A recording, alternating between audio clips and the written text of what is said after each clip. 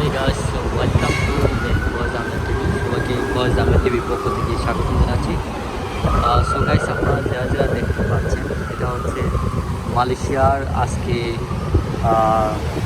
11টা বাজে, 11টার সুন্দর দৃশ্য ভাই, সকাল বললেই চলে। আপনারা দেখতে পাচ্ছেন আমি একটা এমআরটি মেট্রোল থেকে এই ভিডিওগুলো আমি আপনাদের মাঝে শেয়ার করতেছি। দেখেন একটা দেশ কত উন্নত, এত দ্রুত তাড়াতাড়ি উন্নত হয়েছে, যেটা আসলে আপনি সরাসরি বাস্তবে না আসলে কখনো বুঝতে পারবেন না। দেখেন যেদিকে 1x1 রোড, যেদিকে গাড়ি যাচ্ছে এদিকে কিন্তু আর কোনো দ্বিতীয় গাড়ি আসতেছে না, ঠিক আছে। এই পাহাড়ের মধ্যে একটা সুন্দর একটা দেশকে এত উন্নত করেছে যে অল্প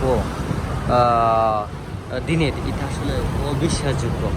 যেখানে আসলে একটা দেশকে উন্নত হওয়ার কারণ হচ্ছে একটা দেশের চিন্তা চেতনা, দুর্নীতি, অর্থনীতি, সামগ্রিক শিল্প উন্নয়নে যদি অবকাঠামো যদি আপনার দ্রুত বৃদ্ধি পায়, তখন কিন্তু এই দেশটা কিন্তু অতি দ্রুত উন্নতি হয়ে থাকে।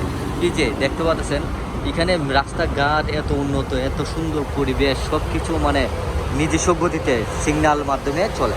এখানে কারো কোনো ট্রাফিক সিগন্যাল দেওয়া লাগে না, সব কিছু অনলাইন ডিজিটাল অ্যানালাইটিকভাবে সিস্টেমভাবে চলতেছে। সিগন্যাল লাইনগুলো সবাই যারা যারা ড্রাইভিং করে তারা কিন্তু এই প্রত্যেকটা জিনিস তারা রুলস ফলো করে। যে আসলে আমার সামনে যে খেলার একটা মাঠ দেখতে পাচ্ছেন, বিশাল বড় একটা মাঠ, চতুর্দিকে গাছপালা, বৃক্ষ, সবুজ লতাপালা, তারপর নিয়ার সাইডে আপনার বড় বড় বিল্ডিং, এগুলো হচ্ছে আপনার বাসা, আবাসন, রেসিডেন্ট, তারপর কোম্পানি। তো এটা হচ্ছে এই মালয়েশিয়া কুয়ালালামপুর সিটি থেকে আজকে এই সৌন্দর্য দৃশ্যটা আসলে দেখেন। আসলে আমরা তো ঘরে বসে থাকি, আমরা ভিজিট করি না।